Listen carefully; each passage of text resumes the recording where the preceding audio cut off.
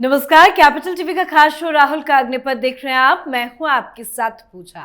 वक्फ संशोधन बिल पर पीएम मोदी की बहुत बड़ी जीत हुई है और विपक्ष का सारा एजेंडा फेल हो गया।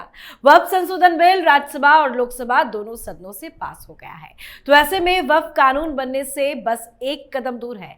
अब इसे राष्ट्रपति के पास भेजा जाएगा, वहां से मंजूरी मिलने के बाद ये कानून बन जाएगा।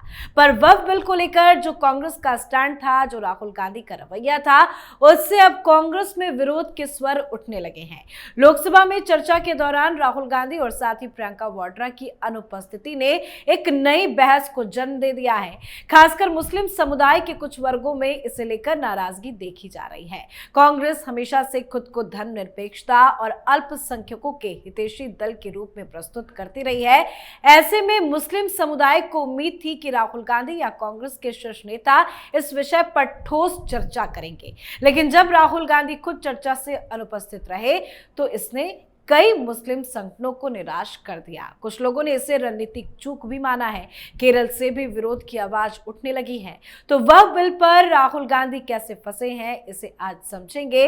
पर राहुल गांधी एक बड़ी कानूनी लड़ाई में भी फंसते नजर आ रहे हैं। राहुल गांधी को लखनऊ हाईकोर्ट से बड़ा झटका लगा है। वीर सावरकर मामले में समन रद्द की मांग को कोर्ट ने खारिज कर दिया है, तो इस पर भी पूरी डिटेल्स आपको देंगे। चर्चा के लिए मेरे साथ स्टूडियो में मौजूद है कैपिटल टीवी के एग्जीक्यूटिव एडिटर राजीव। सर, आपका बहुत बहुत स्वागत है। धन्यवाद। सर, वक्फ बिल तो अब दोनों सदनों से पास हो गया, लेकिन बिल के पास होते ही कांग्रेस पार्टी के अंदर क्या चल रहा है? देखिए, कांग्रेस में राहुल गांधी का स्टैंड जो रहा है उसके कारण माया मिलिन राम वाली स्थिति है। मुस्लिम संगठन, मुस्लिम सांसद नाराज हैं, कई जगहों पर मुस्लिम उलेमा नाराज है और दूसरे तरफ हिंदू सांसदों ने भी राहुल गांधी के रवैये को लेकर सीधे बगावत कर दी है। जो स्थितियां चल रही है अभी, क्योंकि राहुल गांधी कांग्रेस के चेहरा हैं, इन्हीं के चेहरे पर चुनाव लड़ा जाता है। तो ऐसे में मुस्लिम संगठन जितने हैं जो वक्फ बोर्ड संशोधन विधेयक के विरोध में थे, उनका मानना था कि राहुल गांधी, प्रियंका वाड्रा दोनों लोकसभा में लीड करें, दोनों बोले, और दूसरे तरफ राज्यसभा में जब बात हो तो सोनिया गांधी को लीड करना चाहिए, मल्लिकार्जुन खड़गे की कोई औकात नहीं है। तो इसको लेकर इन लोगों के खिलाफ अब अलग अलग जगहों पर बात उठ रही है। केरल से राहुल गांधी भी सांसद रहे, वायनाड से, और अभी प्रियंका वाड्रा सांसद है। तो सबसे पहले केरल में एक अखबार है जो उलेमा चलाते हैं, सुप्रभातम, उसमें आर्टिकल छापे गए और उसमें कहा गया कि राहुल गांधी और प्रियंका वाड्रा ये दोनों केरल का प्रतिनिधित्व करते रहे हैं, अभी प्रतिनिधित्व कर रही है प्रियंका वाड्रा। लेकिन जब वक्फ बोर्ड संशोधन विधेयक की चर्चा हो रही थी संसद के अंदर, तो लोकसभा में एक भी वैसा प्रोमिनेंट चेहरा नहीं दिखा कांग्रेस के अंदर का जो इस पर अपनी बात रखे और लोगों को उसके ऊपर भरोसा हो सके। हम लोग वोट देते हैं राहुल गांधी के ऊपर, 18 सांसद केरल से जाते हैं, पूरे मुस्लिम समुदाय का सपोर्ट मिलता है क्योंकि मुस्लिम लीग का भी समर्थन इनको है, गठबंधन में जाते हैं। तो इसलिए इन लोगों को चाहिए कि ये लीड करते। और जो लोग अगर केसी वेणुगोपाल को नॉर्थ इंडिया में देखेंगे कि वे वक्फ बोर्ड संशोधन विधेयक के विरोध में बोल रहे हैं, या गौरव गोगोई जो डिप्टी लीडर हैं, असम से बाहर उनकी कोई पहचान तक नहीं है, तो ऐसे में लोगों को कैसे विश्वास दिलाया जाएगा कि मुस्लिमों के अलावा हिंदुओं के साथ भी कोई ऐसी घटना हो सकती है? हिंदू कैसे विभाजित होंगे इस बात को लेकर कि मोदी नहीं बल्कि राहुल गांधी भी उनके नेता हैं? तो जब हिंदुओं का सपोर्ट ही नहीं मिलेगा तो राहुल गांधी सिर्फ मुसलमानों का सपोर्ट लेकर तो कभी कुर्सी पकड़ नहीं सकते, सत्ता में आ नहीं सकते। जब सत्ता में ही नहीं आ सकते तो हम समर्थन करके क्या फायदा उठाएंगे? तो ये बात चल रही है केरल से लेकर इधर बिहार तक कि आप जब कांग्रेस के नेता हो, आप चुनाव में जाते हो, तो अगर मोदी बोल सकते हैं, अमित शाह बोल सकते हैं, राजनाथ सिंह भी बोल सकते हैं, बड़े नेता भारतीय जनता पार्टी के थे, उन लोगों ने स्टैंड लिया और मीडिया के अंदर और लोकसभा राज्यसभा के अंदर सब लोगों ने डिफेंड किया इस बिल का, कहा कि बिल मुसलमानों के धार्मिक अधिकारों के ऊपर कोई कुठाराघात नहीं है, जैसा विरोधी दल के नेता कह रहे हैं। तो फिर राहुल गांधी को बताना चाहिए था कि कैसे मुसलमानों के लिए नहीं बल्कि संविधान के ऊपर हमला है। आप एक स्टेटमेंट मीडिया में जारी कर दोगे, उससे काम नहीं चलने वाला है। तो मुस्लिम संगठन इस बात से नाराज हैं कि राहुल गांधी गायब रहे। 4-4 दिन तक लगातार 26 मार्च को जब हंगामा शुरू हुआ लोकसभा के अंदर कि राहुल गांधी को बोलने नहीं दिया जाता है, तो उसके बाद राहुल गांधी ने ये बात उठाई, सारे सांसदों को भी स्पीकर के पास भेजा। लेकिन उसके बाद 4 दिन लगातार लोकसभा के अंदर कांग्रेस के सांसद टकटकी लगाकर देखते रहे राहुल गांधी अब आएंगे। राहुल गांधी नहीं आए। कांग्रेस के सांसदों ने एक दूसरे से सवाल पूछा और केसी वेणुगोपाल के पास भी गए कि भाई राहुल गांधी कहां गायब हो गए। हम लोग इनके लिए लड़ने के लिए स्पीकर के पास गए कि इनको बोलने नहीं दिया जाता है। और उस दिन जब स्पीकर ने सीधे तौर पर कहा कि राहुल गांधी को अपने व्यवहार में चेंज लाना चाहिए, और राहुल गांधी इस व्यवहार में चेंज लाने के बदले गायब ही हो गए। जबकि इसी बीच राहुल गांधी अपने चेंबर में, ऐसा नहीं है कि पार्लियामेंट नहीं जा रहे थे, हाउस के अंदर नहीं जा रहे थे, तो चेंबर में बैठकर डेलीगेशन से मुलाकात कर रहे हैं, लोगों को बुला रहे हैं, मुलाकात करने के लिए मीटिंग कर रहे हैं, इनके ट्वीट सामने आ रहे हैं, ये बड़ी बड़ी बातें कर रहे हैं, लेकिन हाउस के अंदर नहीं आ रहे हैं। तो कांग्रेस के सांसदों के बीच उसी समय से लेकर एक ऐसा क्योस्क पैदा हो गया कि क्या वक्फ बोर्ड संशोधन विधेयक पर ये संसद के में चर्चा में भाग लेंगे। और जब चर्चा में उन्होंने भाग नहीं लिया तो इन लोगों के अंदर भी एक खलबली मची। इनको 2 तरह की समस्या है।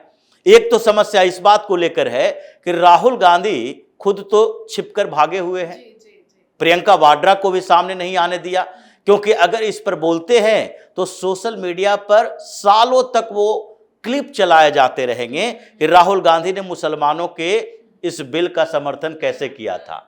तो इसलिए ये दोनों तो भाग गए और हम लोगों को फंसा दिया।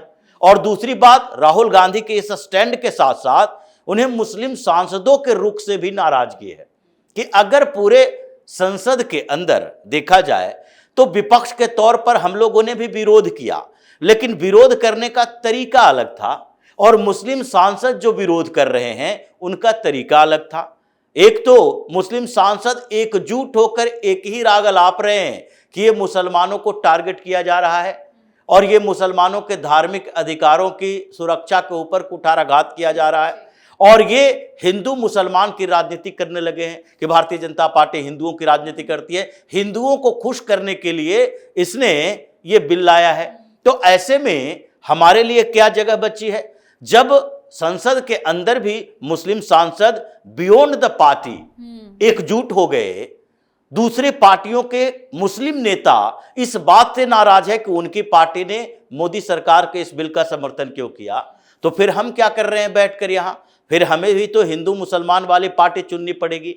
तो इसलिए 30-35 सांसद जो पहले ही वक्फ बोर्ड संशोधन विधेयक पर हर मीटिंग में बात करते थे कि देखिए इस पर हमें एक क्लियर कट स्टैंड लेना पड़ेगा और इसमें बताना पड़ेगा कि राहुल गांधी अगर संविधान की बात करते हैं तो केवल हम संविधान की चर्चा करेंगे कि यह संशोधन संवैधानिक नहीं है, असंवैधानिक है। हम केवल हिंदू मुसलमान की बात नहीं करेंगे और हम ये भी नहीं कहेंगे कि किसी मुसलमानों के अधिकारों को हड़पा जा रहा है। तो इस बात को लेकर 30-35 जो हिंदू सांसद है कांग्रेस के, वो बागी तेवर दिखा रहे हैं कि अगर इसी तरह का स्टैंड रहा और आगे सुप्रीम कोर्ट में जाने के बाद जो जयराम रमेश जैसे लोग कर रहे हैं, जो राहुल गांधी के इर्द गिर्द अभी 4-5 नेता हैं, इधर जयराम रमेश, इधर केसी वेणुगोपाल, ये दोनों एक दूसरे हाथों में लेफ्ट एंड राइट बैठे रहते हैं। और इनके अलावा मल्लिकार्जुन खड़गे जैसे नेता हैं, गौरव गोगोई को डिप्टी लीडर बनाया गया है। तो असम से लेकर केरल तक ये 10 लीडर ऐसे हैं जो राहुल गांधी के इर्द गिर्द बैठते हैं और मीटिंग में हिस्सा लेते हैं। तो इन लोगों के अलावा उन लोगों ने जो बातें कही है अपने अपने कैरियर को लेकर कही है, और ये उस समय से ये बात कर रहे हैं जब इस पर स्टैंड लेने की बात थी। जयराम रमेश ने सुप्रीम कोर्ट जाने की बात की। इसके खिलाफ भी ये लोग हैं कि जब हम लोगों ने अपनी भूमिका संसद में निभा ली तो आगे हमें इस पर लड़ने की क्या जरूरत पड़ी है, यह हमारा मुद्दा तो है नहीं। अगर मुस्लिम संगठन सुप्रीम कोर्ट जाने की तैयारी कर रहा है, उनको समस्या है। वक्फ बोर्ड के अलग अलग मैनेजमेंट कमेटी जो पहले से बनी हुई है वो सुप्रीम कोर्ट जाए, ये अलग मसला है। लेकिन एक राजनीतिक पार्टी के तौर पर जब संसद में हमने इसका विरोध किया तो फिर सुप्रीम कोर्ट में जाने की जरूरत क्या पड़ी है। तो ये सारे मुद्दे ऐसे राहुल गांधी के लिए फंसाने वाले बन गया है। और प्रियंका वाड्रा पर जो सवाल उठ रहा है केरल के अंदर से, वहां तो लग रहा है कि अब इस बार अगर केरल जाएंगी तो हो सकता है काले झंडे मुस्लिम संगठन दिखा दे। जो हरे झंडे लेकर घूमती थी अपनी रैलियों में, वो काले झंडे में तब्दील हो जाएगा। पूरी तरह से वक्फ संशोधन विधेयक पर कांग्रेस नहीं बल्कि राहुल गांधी फंसते नजर आ रहे हैं। बिल्कुल, और लग रहा है कि और आगे फंसेंगे क्योंकि ये विवाद जो है और बढ़ता चला जाएगा। लेकिन सर, ये जो वीर सावरकर का मुद्दा है, इस मामले में समन रद्द करने की याचिका को भी कोर्ट ने खारिज कर दिया है। ये मामला कैसे बड़ा होता जा रहा है जो राहुल गांधी के लिए आने वाले वक्त में मुसीबत पैदा करेगा? क्योंकि राहुल गांधी जुर्माना भर चुके हैं, इनके ऊपर जुर्माना लगा था। मजिस्ट्रेट कोर्ट ने कहा आप बार बार अवमानना कर रहे हैं कोर्ट की, हम समन जारी कर रहे हैं कि आप एक बार आके अपना स्टेटमेंट दायर करो। क्योंकि जो स्टेटमेंट की बात हो रही है, नृपेंद्र पांडे ने जो याचिका दायर की है उसमें कहा है कि वीर सावरकर को राहुल गांधी ने अंग्रेजों का पेंशन भोगी बताया और कहा कि वो गद्दार थे। जबकि उन्होंने उदाहरण दिया है कि महात्मा गांधी की बात पूरा देश करता है, राहुल गांधी भी करते हैं।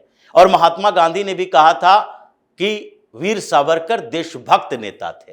तो ऐसे में ये समाज को बांटने की कोशिश जो राहुल गांधी भारत जोड़ो यात्रा के समय किए थे, उसके खिलाफ ये याचिका दायर की गई थी या कोर्ट ने समन भेजा कि प्रथम दृष्टया तो ये लगता है मानहानि भी है और समाज में विद्वेष फैलाने वाली भी है। यानी कि सेक्शन 153 और सेक्शन 500 ये दोनों का मामला बनता है। तो राहुल गांधी के कहा गया कि आप अगर स्टेटमेंट दें। राहुल गांधी स्टेटमेंट देने के लिए नहीं गए। 2 बार समन जारी किया गया, ये तीसरा समन था मजिस्ट्रेट कोर्ट से, और कहा गया कि अगर आप इस बार नहीं आते हैं तो कोर्ट कड़ी कार्रवाई करने के लिए स्वतंत्र है।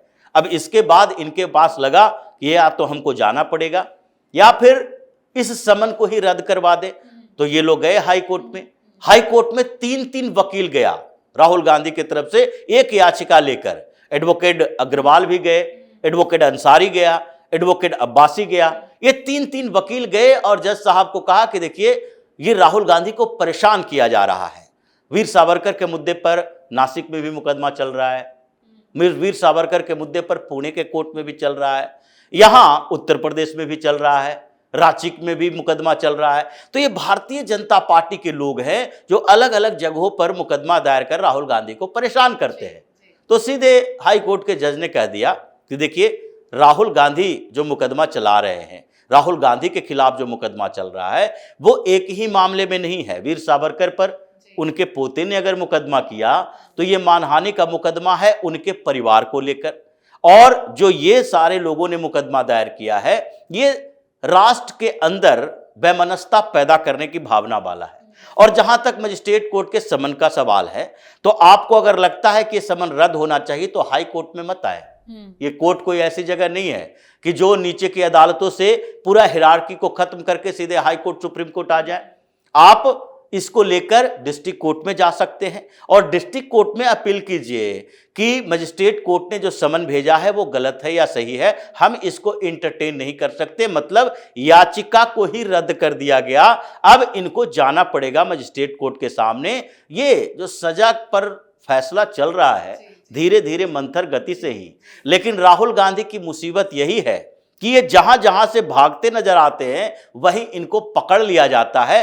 जैसे सुल्तानपुर की अदालत ने बुलाया, जमानत दी, वैसे ही इस मजिस्ट्रेट कोर्ट में भी इनको जाना पड़ेगा, जमानत लेना पड़ेगा। अगर जमानत लेने नहीं गए तो फिर अरेस्ट वारंट तैयार होगा। बिल्कुल सर, बहुत बहुत धन्यवाद सर समझाने के लिए। धन्यवाद। तो राहुल गांधी को बहुत बड़ा झटका कोर्ट से लगा है। वीर सावरकर पर अपमानजनक टिप्पणी करने के मामले में निचली अदालत से जारी समन को चुनौती देने वाली उनकी याचिका को हाईकोर्ट ने खारिज कर दिया। मतलब अब आगे राहुल गांधी की पेशी होगी, उनसे सवाल जवाब भी किए जाएंगे और संतुष्ट जवाब नहीं मिला तो बड़ी कार्रवाई भी की जाएगी।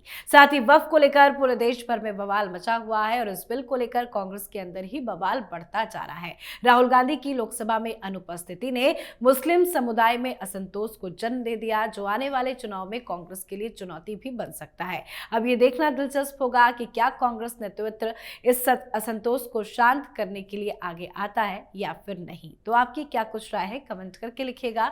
देखते रहिए कैपिटल टीवी। नमस्कार।